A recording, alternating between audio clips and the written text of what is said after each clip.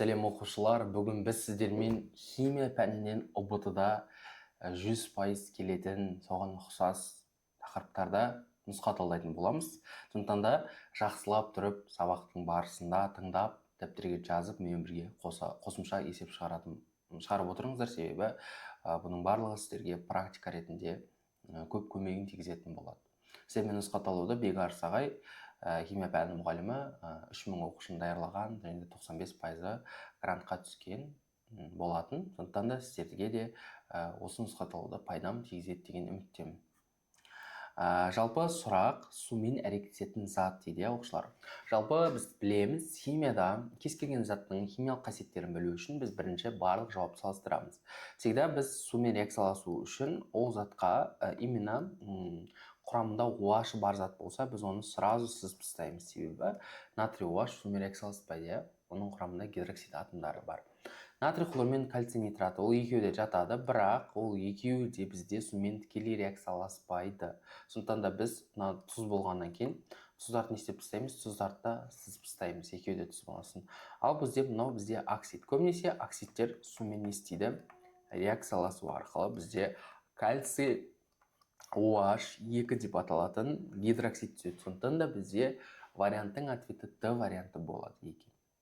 Диметил эфиріне изомер болатын зат дейді. Өзі айтты, диметил эфирі дегеніміз, ол эфирлердің жалпы формуласы ROR. ROR дегеніміз ол бізде жай эфирлер, оқушылар. Енді біз білеміз, жай эфирлердің көпшілігі, яғни формуласында ROR болу керек. ROR болу үшін біз қандай сипаттамаларға назар аударамыз? Мысалға қараңыздар. Например, бізде спирттер молекуласы жай эфирлердің классаралық изомері болып табылады. Дұрыс па?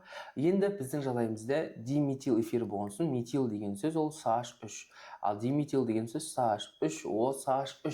Енді CH3, о CH3 дегенге қанша көміртек атомы бар? 2 көміртек атом бар. 2 көміртек атом бар. Қандай спирт бар бізде? Әрине, ол бізде этанол. Этанол формуласы бізде C2H5OH деп аталады екен.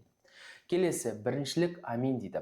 Оқушылар, біріншілік амин дегеніміз оның құрамындағы, яғни молекуласы қанша көміртекпен байланыс тұрғанына қарайсыздар.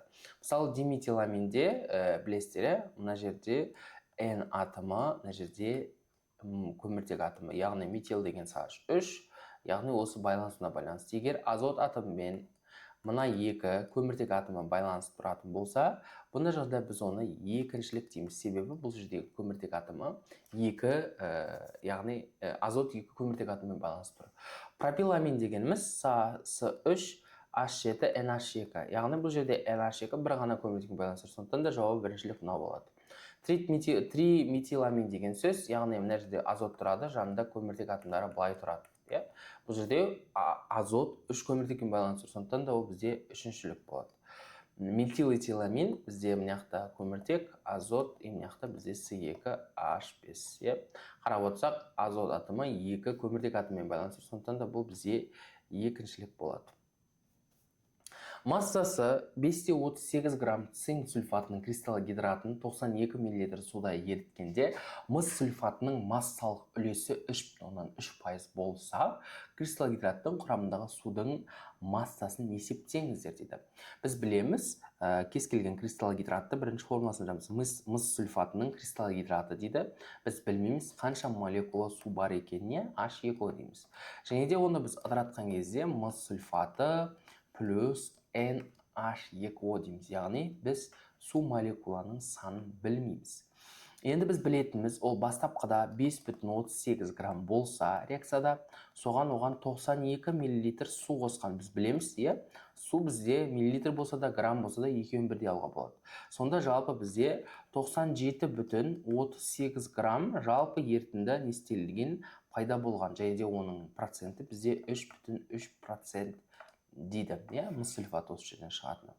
Енді біз не істейміз? 5,38-ді мұнан үстіне қоямыз, мыс сульфатының кристалл гидратының үстіне. Сонымен қатар, мына жерде мұнаның астына молекуласы массасын білмейміз, ал мына жерде біз мыс сульфатын білеміз, ол бізде 161 граммды білдіреді.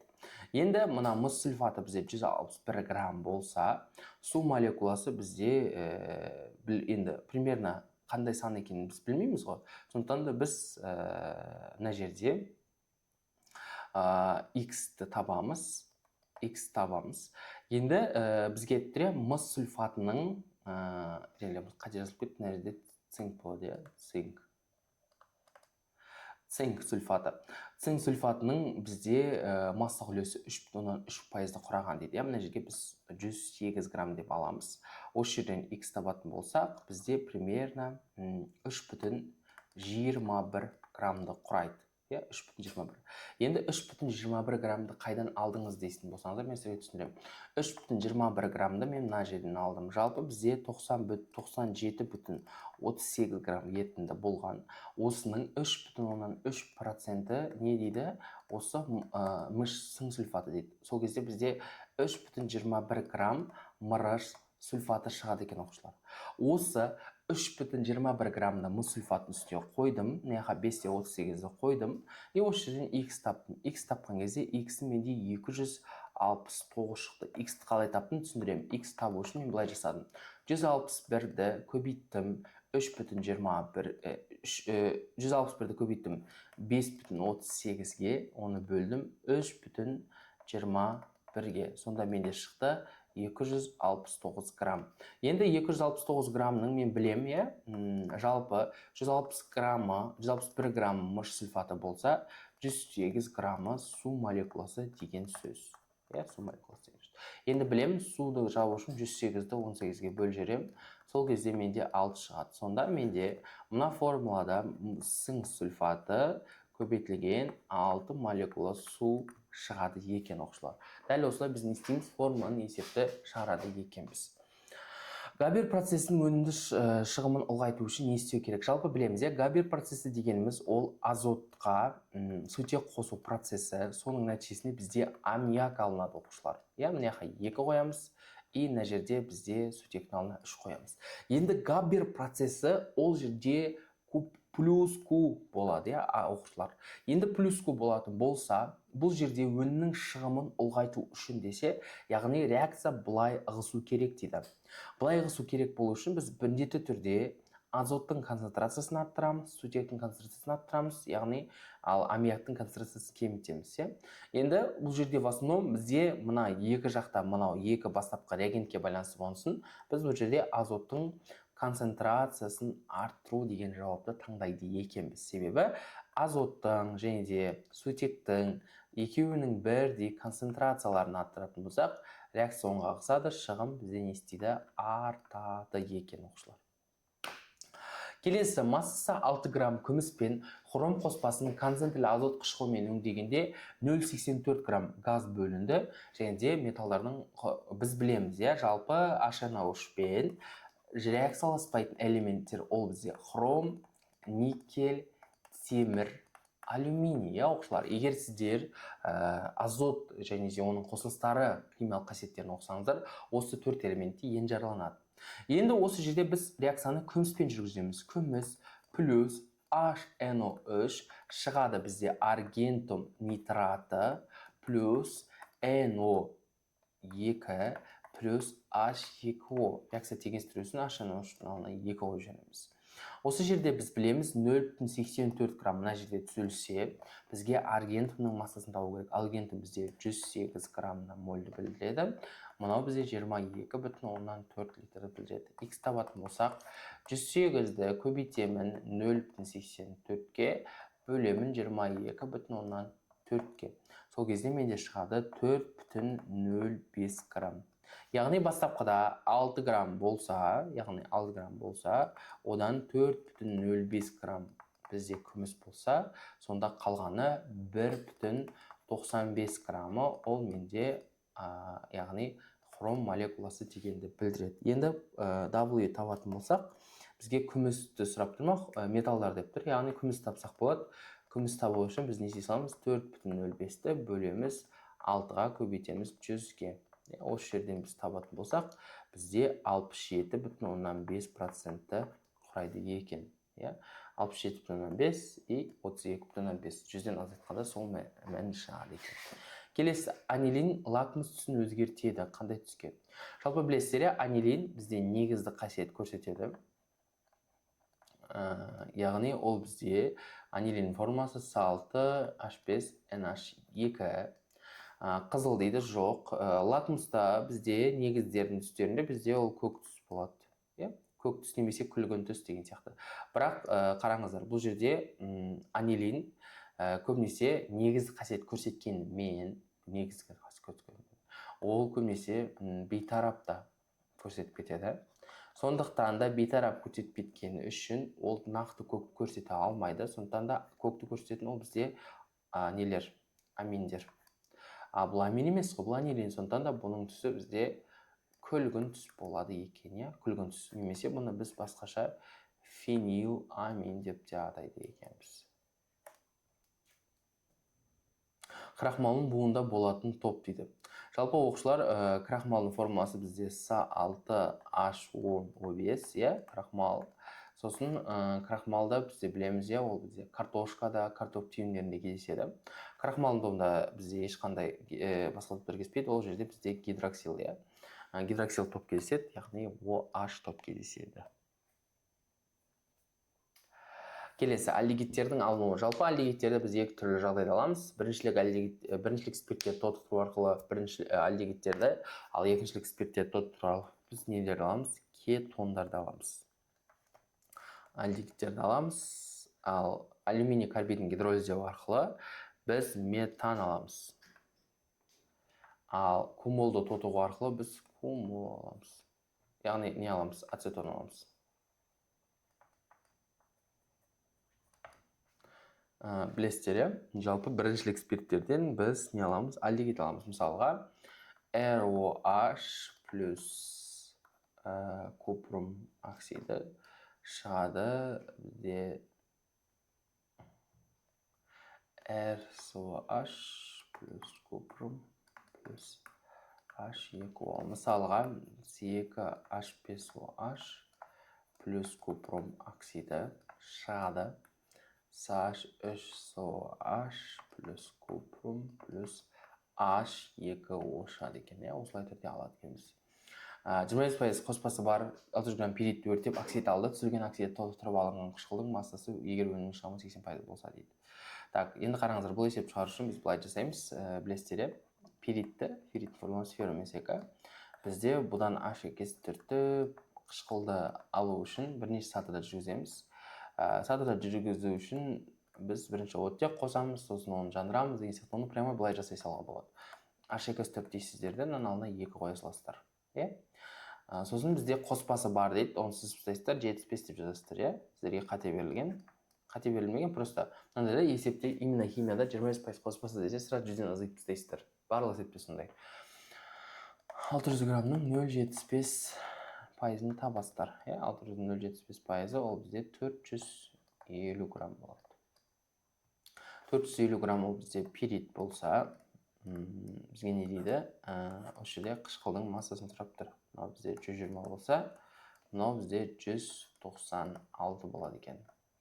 Осы жерден X табамыз, X табсақ бізде 735 грамм болады. Енді бізде оның несі бар? Шығымы бар, сондықтан да 735-ті көбейтеміз 0,8-ге. Бізде шығады 588 грамм. Жауап бізде Д варианты болады екен. Түсінікті ғой? Ары қарай кеттік. Тоту-тотастану реакциясы болмайтын реакция. Оқушылар, тоту-тотастану реакциясы болу үшін міндетті түрде олардың тотығу дәрежесі өзгеруі керек. Мысалы, купрум бастапқы кезде 0 болды, ол уақыт өте келе +2-ге айналды. Яғни бұл уже жатпайды, себебі бұл жерде тотығу дәрежесі өзгеріп тұр.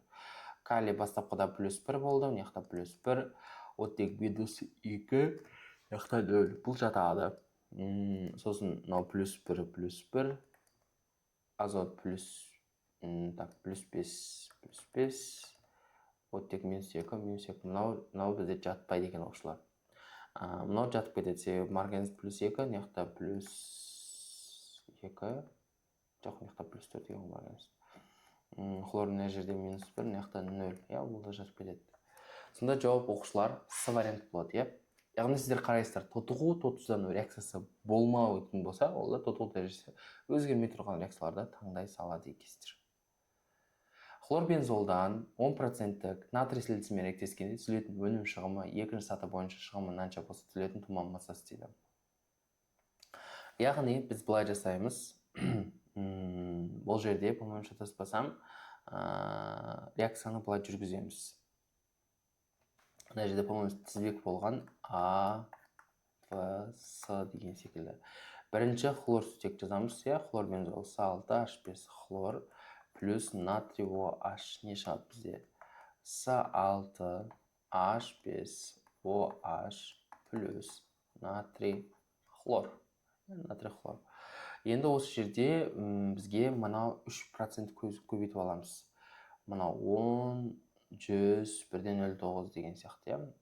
С6H5 OH-тың С6H5 хлордың несін табамыз, массасын табамыз.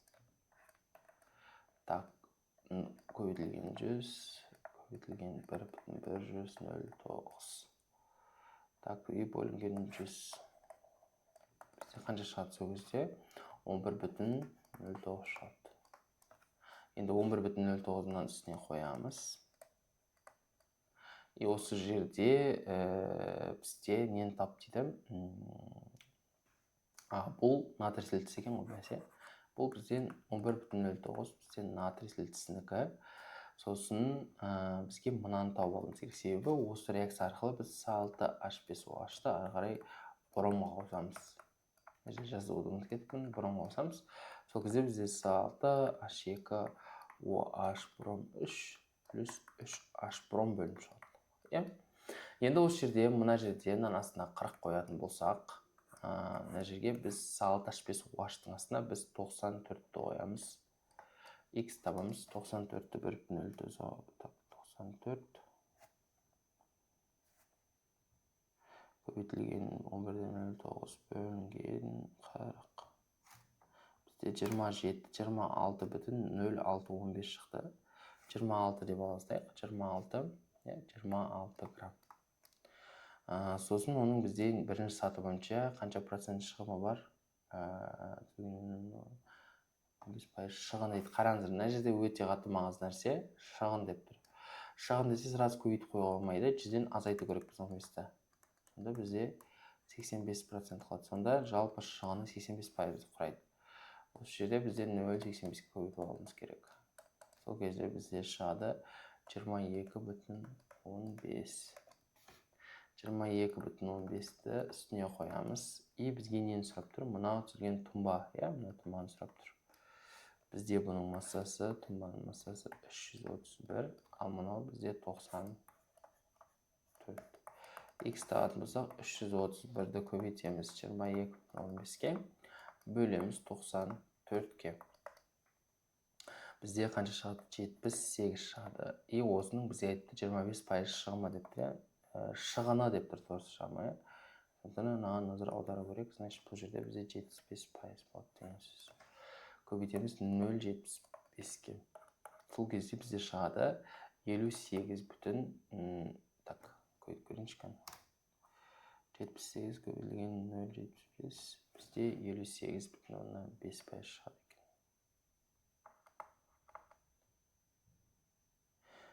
Осылай түрде шығады, мына жерде шын жауапты қате кетіпті. 58,5 грамм шығады екен. Так, енді келесі глюкоза, ацетон, күміс қауышқылының 25 молі күміс оксидімен өткізгенде 43. Жалпы бұл жерде үшеулік реакция. Бірінші глюкозаны жазамыз. С6H12O6, осыған біз аргентум 2,10 қосамыз.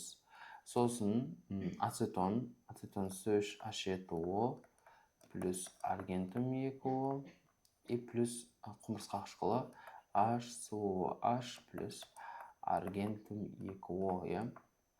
Енді осы жерде, осы үш реакцияның реакциясының нәтижесінде қайсысы реакцияға түседі?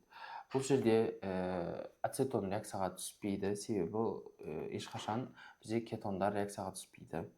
Мынау режеде, мынау реакцияға түседі, СО2 плюс H2O плюс 2 аргентум түзіледі. Ал глюкоза тоже самое, глюкон қышқын түзіледі, С6H12O7 плюс 2 аргентум түзіледі екен. Енді осы жерде біз не істейміз? Мына жерде мына үшеуінің қосындысы 0,25 моль дейді, иә оқушылар.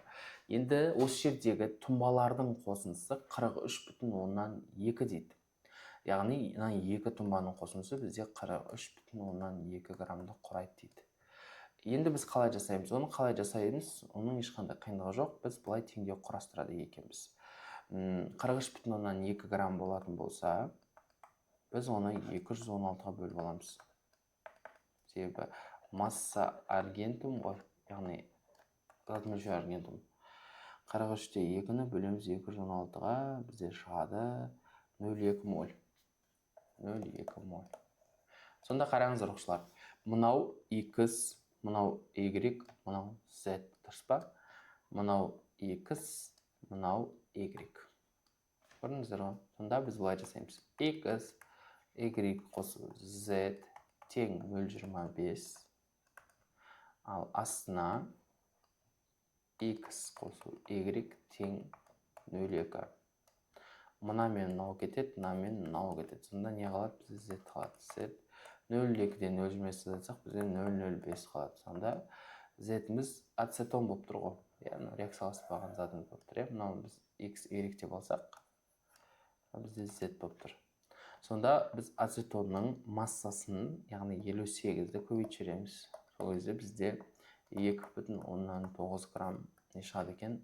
CH3, SO3, CH3 деген қосылыс шығады. Сонда жауабы бізде болады А вариантында екен, оқушылар.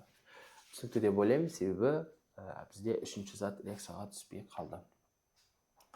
Осы қосылыстардың Д зат өнімін табыңыз дейді, оқушылар.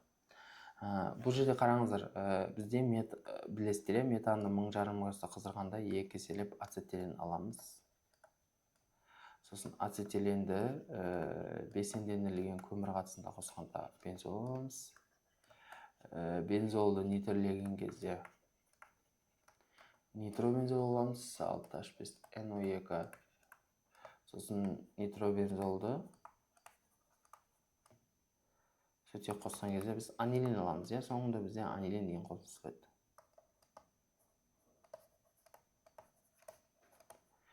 Енді қараңыздар, бізде сатылар бар, сатылар өте қатты маңызды, сондықтан да осы сатыларды есепті шығарып алуымыз керек. Бірінші бізде 1 метр куб 0,92-де 5 дейді. Бұны көбейтетін болсақ, бізде 925 литр болады. 925-ті неға қоятын болсақ, астына 44-те 8 қоямыз. Енді неға X дейтін болсақ, X моль дейміз, X моль. Сол кезде астына 1 кетеді.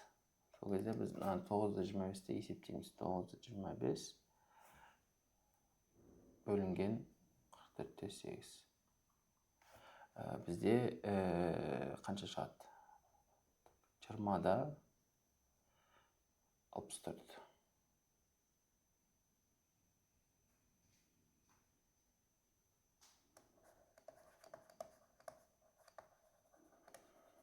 Жиырмада 64 моль шығады. Сосын 20-да 64 мольді қоямыз.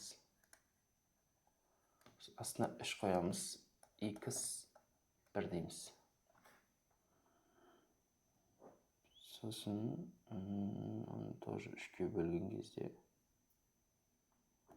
6-да 88 болады екен. 6,88 моль. Сосын қарасақ, мына жерде бәрі по-любому одно и то же шыға береді. Сосын біз былай жасаймыз. Соңындағы тұрған массасы бар ғой, бұның массасы қанша бізде? 93. 93-ке көбейтеміз 6,88 мольді.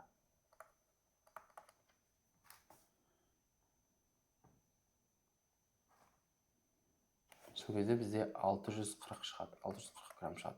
Түсінбей қалмаңыздар оқушылар. Мына жерде бұндай есепте көп ұзақ қылып шығаруға болады, бірақ мен сізге лайфхагын айтайын. Ең оңай жолы, мына бастапқысында моль санын тауып аласыздар.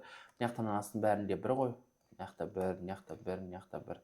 Сондықтан да бұлардың барлығын просто мольмен шығарсаңыздар, прямой алып келіп қоясаңыздар болады, мынаяққа.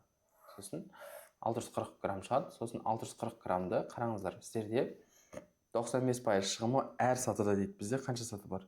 Бізде 4 саты бар, 1, 2, 3, 4. Сондықтан да 0,94-ті 4-ге көбейтесіздер. 0,94 көбейтілген 0,94 көбейтілген 0,94 көбейтілген 0,94. иә. Сол кезде сіздерден 0,95, то есть 94 деп қойған.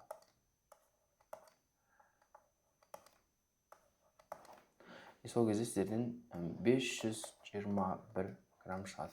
Осы жерден біз вариантын таңдайды екенбіз. Құрамында 25% этилені бар, этан мен этиленнің қоспасынан алынатын полиэтиленнің массасы дейді. Қараңыздар, жалпы бізде этилен C2H4, содан бізде не алынады? Полиэтилен C2H4N алынады. 500 мл деп тұр. Оның 25% деп тұр. Значит, 500-ден 0,25-ге көбейтіп аламыз. Так. Бізде 125 шығады. Енді 125 литр этилен болғандықтан астына 22-де 4 дейміз. X и этиленнің массасы дейді. Ол бізде 24-ке тең. 28. Осы жерден біз не істейміз? 125-ті 28-ге көбейтіп, оны бөлеміз 22-ге. Бізде 156,25 грамм шығады екен. Жауап бізде С варианты болады. Келесі, суы және де оттек, СО2 реагенттердің концентрациясын 4 есе арттырғанда реакция жылдамдығы неше есе өзгереді дейді. Так, бұл реакцияны шығару үшін біз былай жасаймыз. 4 есе дегенді аласыздар. Сосын мына жерде суда и оттек тұр, дұрыс па? Бізге айтты, реагенттер деп тұр. Реагент суы және оттек реакцияны теңескенін қарайсыздар, реакция теңеспей тұр, сондықтан 2 қойсыздар. Енді реагенттер саны қанша? Мына жақта қанша коэффициент тұр? 2 коэффициент тұр, мына жақта 1 коэффициент тұр. Екеуін қосқанда қанша шығады бізде? 3 шығады. Сонда 4-тің 3-ті жасай саласыздар. 4-тің 3-ті жасайын, 4 көбейту 4. 4 көбейтсеңіздер 16, 16-ға 4 көбейтсеңіздер бізде 64. Жауап бізде С варианты болады. Алмасатын амин қышқылдары. Бұл ОБТ-да көп келетін теориялық сұрақтың бірі. Бұны жаттап аласыздар. Бұл бізде серин болады екен. Так, бұл жерде бізде белгісіз бір не берілген, қосылыс берілген. Біз былай жасаймыз. Бірінші 100-ден 71,74-ді азайтамыз. Бізде 28,29% шығады. Бізде белгісіз XHY хлор 2 берілген. Біз білеміз, мынау бізде 28,29, ал мынау бізде 71,71. Енді біз білеміз, мынаның массасын білмейміз, ал мынаныңқы біз білеміз, ол бізде 71. Себебі хлор 35,5 болса 71 болады. Ал мынаныңқы білмейміз, Y деп аламыз. Сосын жерден Y табатын болсақ, Y-іміз 28 болады. Сосын ол C2H4 екенін білеміз. C2H4. Сонда бізде C2H4 хлор 2-ге не қосқан? Су қосқан. Сол кезде бізде этилен глюкоза, яғни этандиол алады. CH4OH2 плюс H хлор, онда екісі бар. Сонда мына 0,5 моль болса, астында 1 кетеді, дұрыс па? Мынаған X қойсақ, мынаның астына біз 62 мрін қоямыз. Сол кезде бізде 31 болады. Жауабы В варианты болады екен, оқушылар. 20 литр азот пен сутек, сутекке қосамыз азотты. Бізде 2 аммиак түзіледі. Осы жерде сутектің алдына 3 қоямыз. Так, 20 литр азот дейді. Мынау 30 литр дейді. Так, мына 1 қоямыз, мына 3 қоямыз. Мына жерде 10 литр, мынау 20 литр. Енді салыстырыңыздар, 20 литр көп па, 10 литр көп па? Әрине бізде 20 литр көп сосын онсыз ұстаймыз. Мынаған X дейміз, мынаған 2 дейміз. Себебі литр болғансын бәрі коэффициентпен шығара бересіздер. 32 бөлсеңіздер 60, 63-ке бөлсеңіздер 20. 20-ның енді 80% шын болса, бізде 16 литр болады. Так, бром атомының сыртқы валентлі электронды конфигурациясы. Жалпы бром атомы жаттап алыңыздар, ол бізде 35 плюс көрсетеді.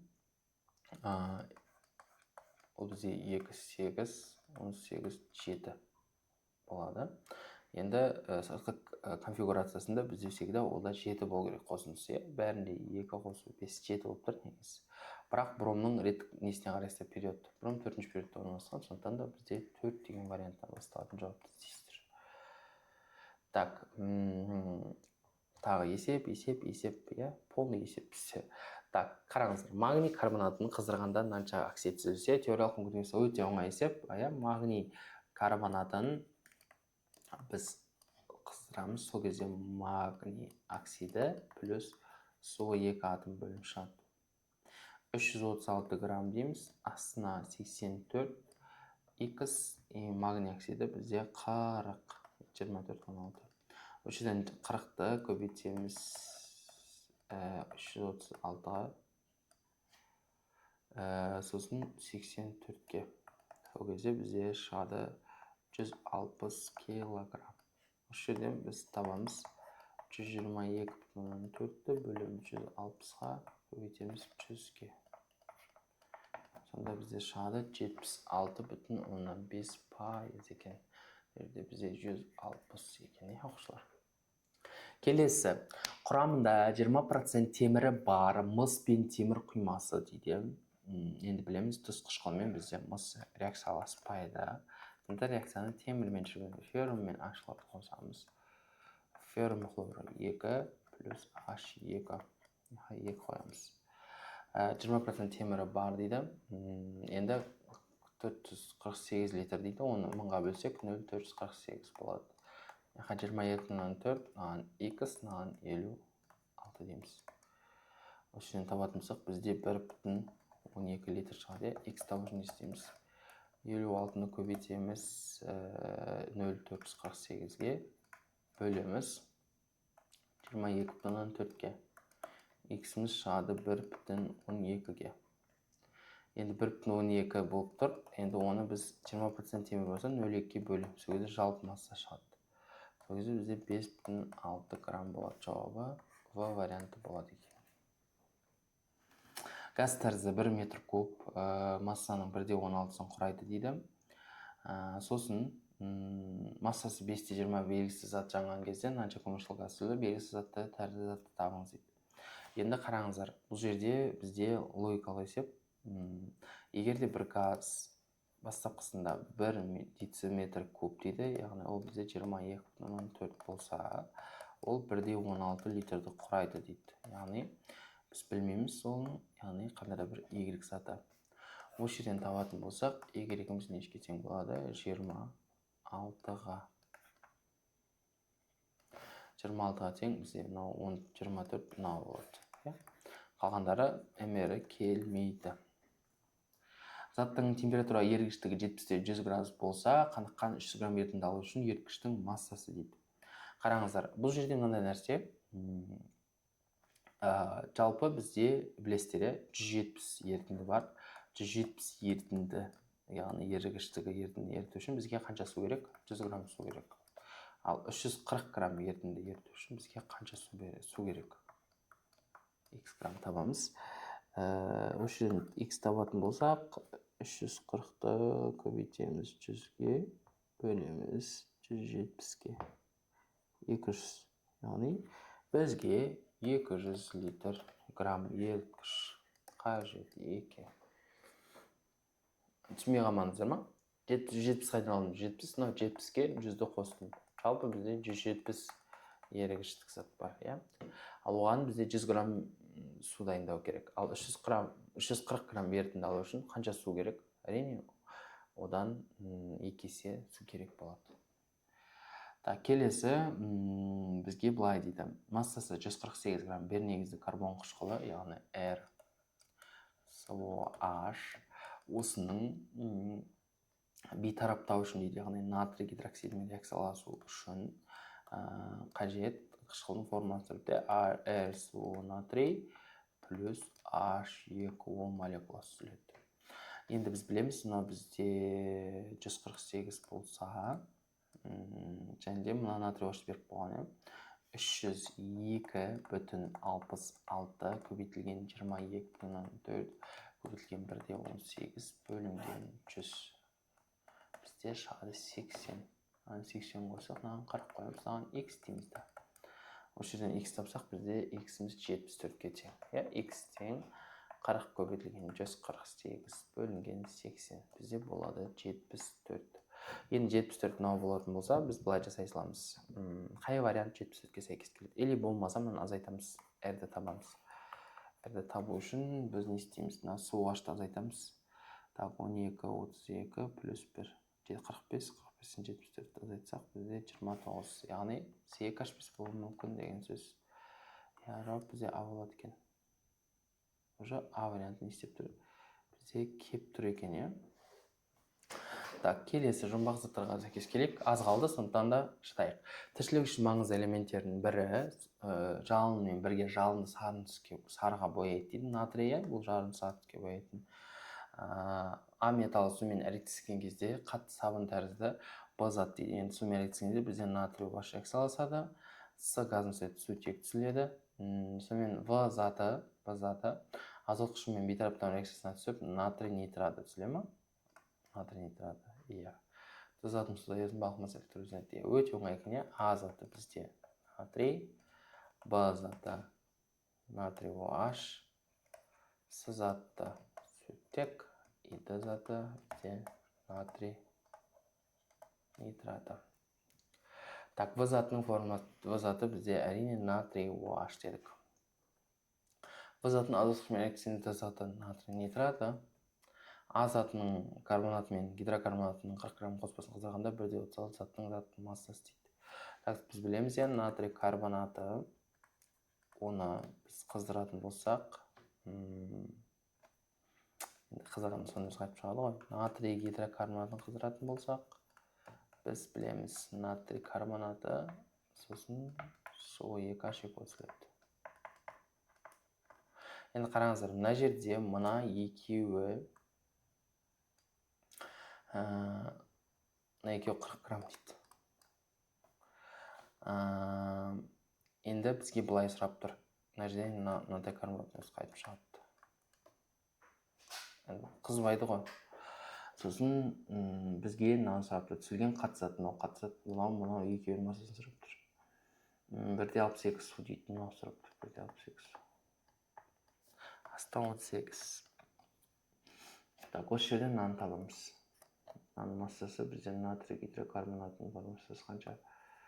Так, натрий HCO үшін массасы бізде 168 болса, X табатын болсақ 168-ді көбейтеміз 1,62-ге бөлемін 18-ге.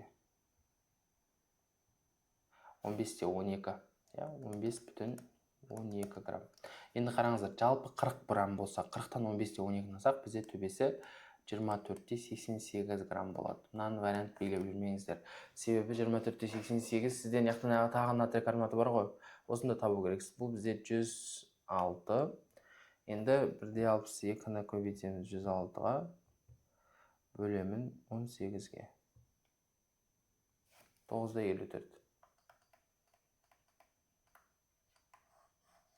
Сонда бізде 24-те 88 плюс 9,54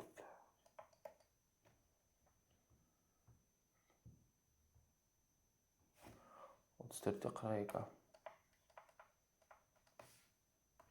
С варианты болады екен, оқушылар.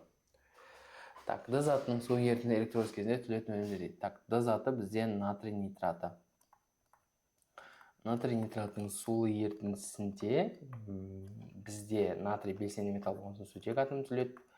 NaOH оттекті болған соң оттек атомы түзіледі. Сонда бізде сутек пен оттек түзіледі.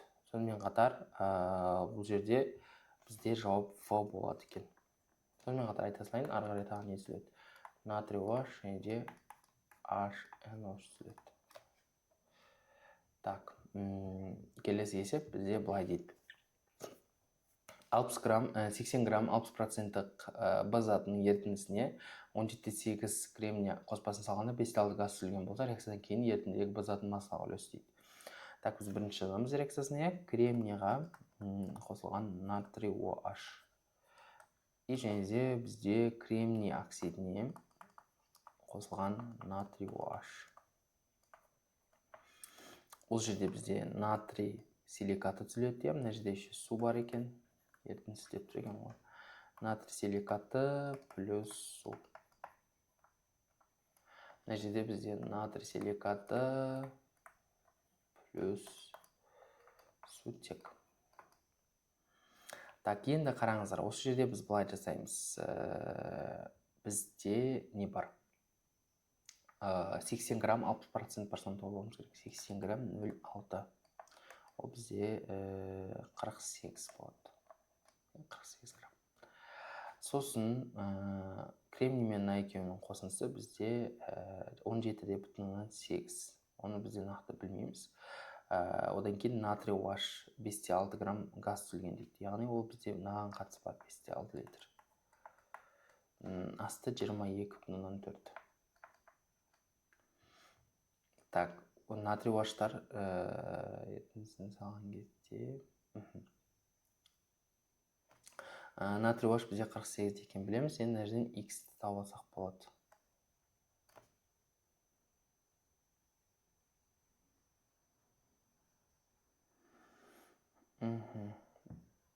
Так, мына жерде X, Y дейміз. X, Y. Мына жақтан табатын болсақ, мынау бізде алдына X түседі. Мынау бізде 80. X тапсақ, 80 көбейтілген 5,6 бөлінген 22,4. 20. Қанша шықты? Мына жерде X бар екен ғой.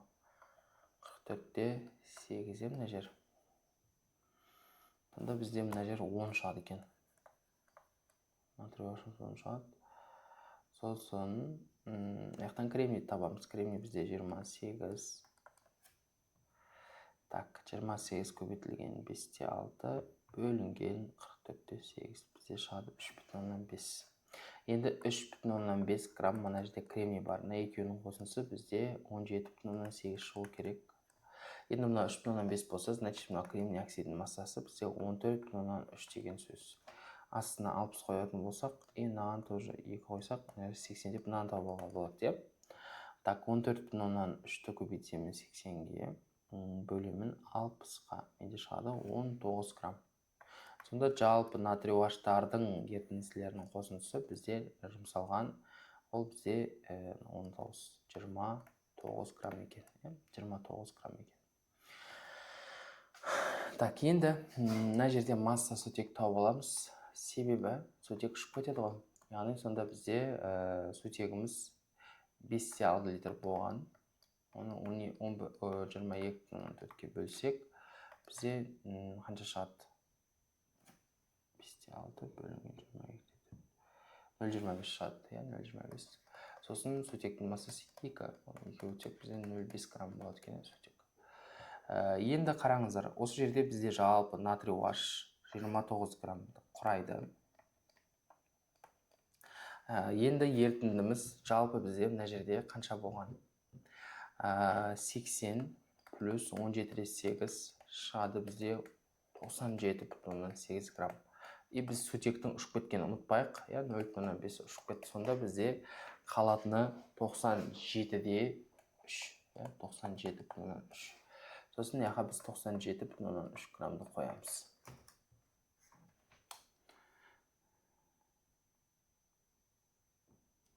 Сонда бізде шығады, қанша шығады? Так.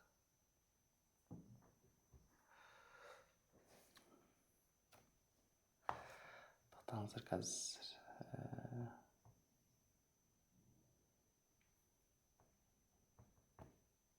Түсінікті. Қараңыздар, біз бағана басында айттық қой, 48 грамм натрий OH болған деп. Енді қараңыздар, 48 грамм натрий OH болған. Мына жерде натрий OH-тың 29 граммы не істеп кеткен? Реакцияға жұмсалып кеткен. Сонда бізде 19 грамм натрий OH не істеген? Реакциядан кейін қалған. Сондықтан мына жерге біз 29 емес, 19 граммды қоямыз. Астында 97,3. Соны шыққанда 100-ге көбейтеміз. Сол кезде бізде 19,5 шығады. Жауап бізде С варианты болады екен. Коэффициенттерді аяқтап сәйкестендіріңіз дейді. Бұл жерде бізде реакция сәйкестендіру. Білеміз, бізде купрум сұйытылған болатын болса, NO түзіледі. Купрум NO3 2 еселенген плюс NO плюс H2O. 2 қоямыз, 3 қоямыз. Ал мына жерде бізде көпірім NO3 2 еселенген, NO2 және де H2 өтіледі. 2 қоямыз. Так, мына жерде коэффициенттерін санайтын болсақ, мына 4, мына 8, мына 3 қоямыз, мына 4 қоямыз. Санайтын болсақ, мына 20, мына 10.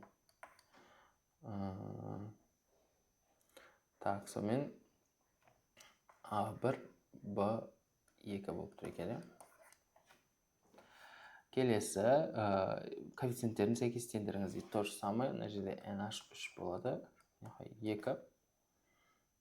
3, мына жерде бізде кальций хлор 2 плюс аммиак, плюс су шығады.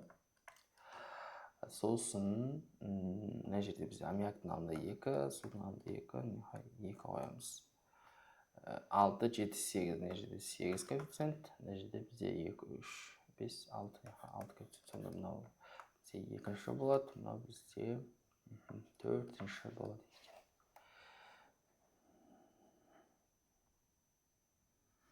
Қышқылдардың не істейді? Қалдықтармен сәйкестендіріңіз дейді. Жалпы хлорлы қышқыл деген H хлор O2, хлор қышқылы деген бізде H хлор O4. Енді аттармен сәйкестендірейік. Бізде мынаны біз хлорид, мынаны біз перхлорат деп атаймыз. Мына бізде енді хлор O2 болсын, хлор O2 минус болады. Мынау хлор O4 минус болып кездеседі екен. Сәйкестендіру ЗЖЗ, яғни синтетикалық жуғыш заттар деген зат. Бұлардың артықшылығы мен кемшілігі бар. Жалпы бұлардың артықшылығы мен кемшілігі, артықшылығына келетін болсақ, яғни мұнай мен газ өңдеуге арзан өнімдерді пайдалану, артықшылығы. Ал кемшілігі болатын болса, ол бізде әрине қоршаған ортаны ластайды болады. Сигма байланыстарының санын тап дейді. Енді бұны есептеу керек. Мысалы, мына жерден бізде не естіледі? 6, H2, бром 3, OH.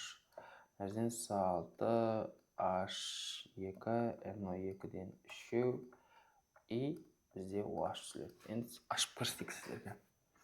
Так, мына жерде бензол сағайнасы болса, былай орналасатын болса, былай. Сосын мына жерде бізде оттек бар.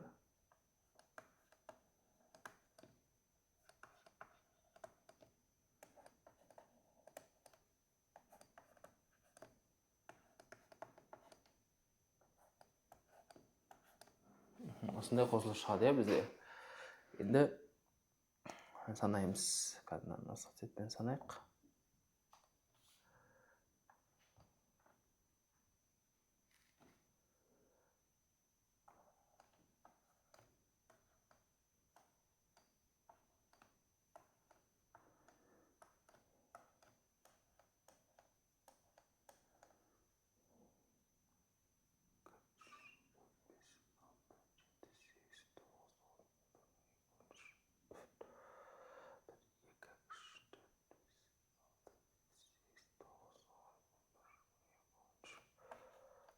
Сигма 3π болып мына жерде.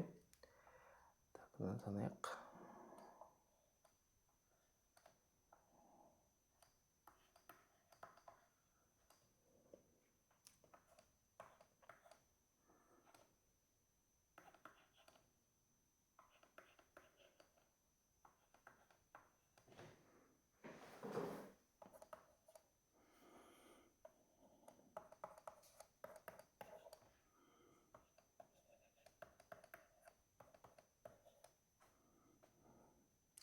Так, мынаны санайық енді. Бұл жерде бізде 1, 2, 3, 4, 5, 6, 7, 8, 9, 10, 11, 12, 13, 14, 15, 16, 17. Так, дұрыстап санайық. 1, 2. Мына жақта сөйтейік. екіліктер бар екен ғой. Сонда бізде жалпы 19 болады екен. Яғни 19-да 13 болады. Сонда мынау 19, мынау 13 болады. Сонда мынау бізде екінші вариант. И мынау бізде үшінші вариантқа сәйкес келеді екен. Так, амидті талшықтар дейді. Жалпы бізде талшықтардың неше түрі бар? Көп түрі кездеседі. Мысалға, ол бізде синтетикалық талшықтары, полиэфирлі, полиамидті деген сияқты. Жалпы талшықтардың ішінде біз білетін көп талшықтардың ішінде амидті талшықтарға 3 талшық жатады. Ол бізде капрон, нейлон и кевлар. Әлсіз электролиттер. Жалпы әлсіз электролиттер деген сөз, ол электр тоғын әлсіз өткізетіндер. Ол бізде H-фтор, магний OH және де су жатады. Натрий OH, H-хлор, натрий хлор, олардың бәрі күшті электролитке жатып кетеді. Жалпы бізде А, Д, Е болады. Күшті тотсындырғыштар, жалпы бізде күшті тотсындырғыштарға метан мен аммиак жатады. Қалған қосылыстар бізде типті тотсындырғыштар деген тақырып бар, соның ішінен қарайсыздар. Сірке қышқылын тікелей реакция арқылы алуға болатын қосылыстар. Жалпы сірке қышқылын біз тікелей тек қана ботаннан аламыз. Қалған бұл жерде қосылыстар тек қана сатылап алатын қосылыстар болып табылады. Соңғысы олеум есеп. Бұны шығару үшін біз былай жасаймыз. 30% олеумды алу үшін 30%-ті біз көбейтеміз 0,225-ке, қосамыз 100-ке.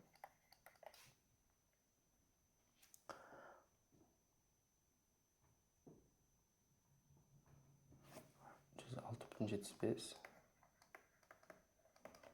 20% айналдыру үшін көбейтеміз 0,225-ке, қосамыз 100-ке.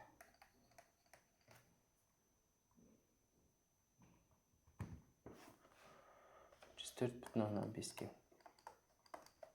Енді қараңыздар, екеуін айналдырдым ғой. Енді алу үшін деген үшін 104,5-ті қоямыз. Үстіне 106,75-ті қойып, астынан бізде 0% қойылады. 104,5-тен 0 азайтқанда бізде 104,5-тің өзі шығады. 106,75-тен азайтамыз 104,75-ті бізде 2,25 шығады.